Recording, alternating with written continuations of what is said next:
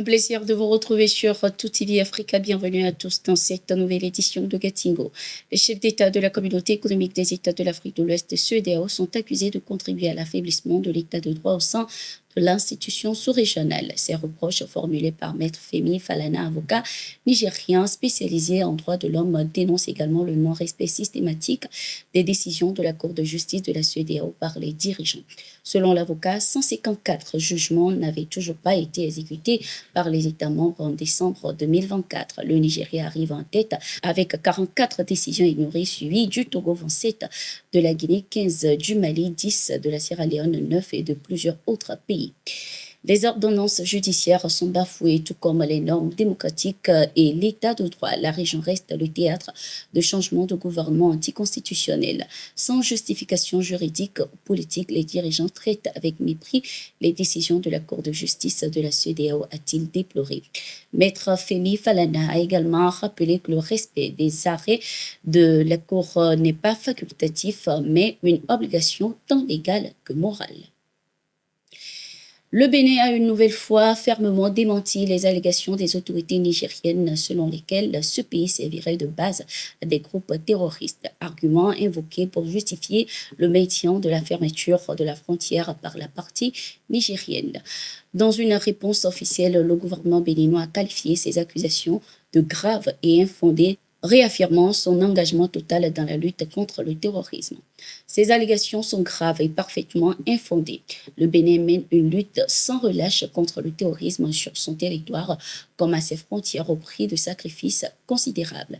Imputer à notre pays de telles pratiques est non seulement inacceptable, mais constitue aussi une profonde injustice envers nos forces de défense et de sécurité ainsi qu'envers l'ensemble de notre peuple, tout en respectant scrupuleusement la souveraineté du Niger. Nous réaffirmons que nos choix en matière de coopération internationale relèvent exclusivement de notre souveraineté nationale, a indiqué le ministère béninois des Affaires étrangères.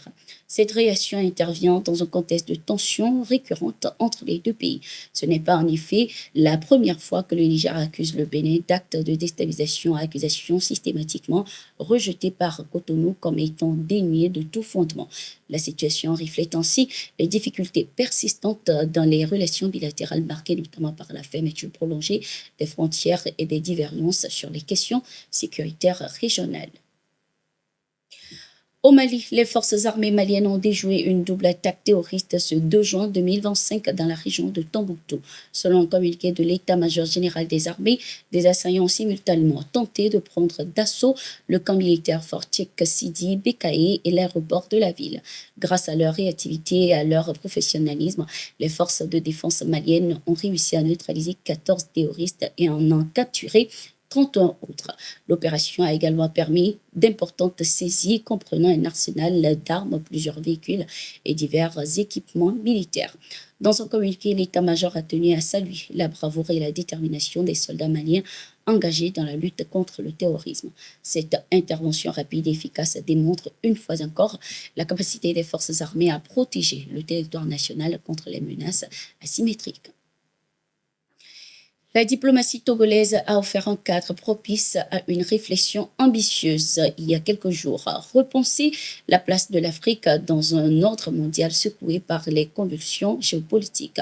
Lomé a ainsi accueilli la 3e conférence ministérielle de l'Alliance politique africaine APA, réunissant les principaux acteurs diplomatiques du continent autour d'un impératif: cesser de subir les équilibres internationaux pour les influencer.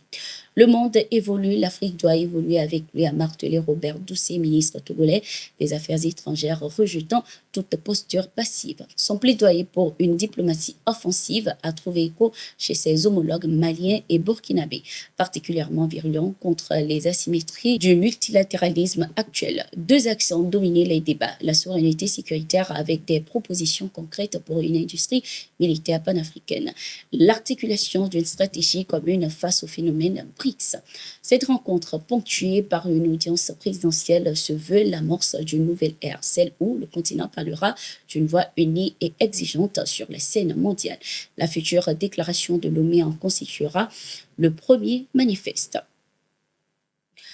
Au Niger, ce 30 mai 2025, une cérémonie protocolaire s'est tenue au cabinet du ministre des Affaires étrangères, de la coopération et des Nigériens à l'extérieur, Bakari Yahou Zangari.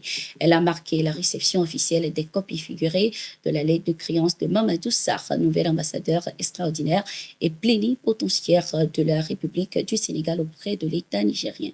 Accrédité avec résidence à Niamey, le diplomate sénégalais a été reçu dans le cadre d'une audience marquée par le respect des traditions diplomatiques en présence des plus proches collaborateurs du ministre. Cet échange formel, tout en sobriété et indignité, constitue une étape essentielle dans l'exercice des fonctions ambassadoriales. La rencontre symbolise la pérennité des relations fraternelles entre le Niger et le Sénégal, deux nations liées par une histoire commune et une coopération multiforme. Elle ouvre ainsi de nouvelles perspectives pour le renforcement des liens bilatéraux dans divers domaines d'intérêt mutuel. C'était tout pour ce bulletin d'information. Merci à toute l'équipe technique qui a participé à sa réalisation. À tout de suite.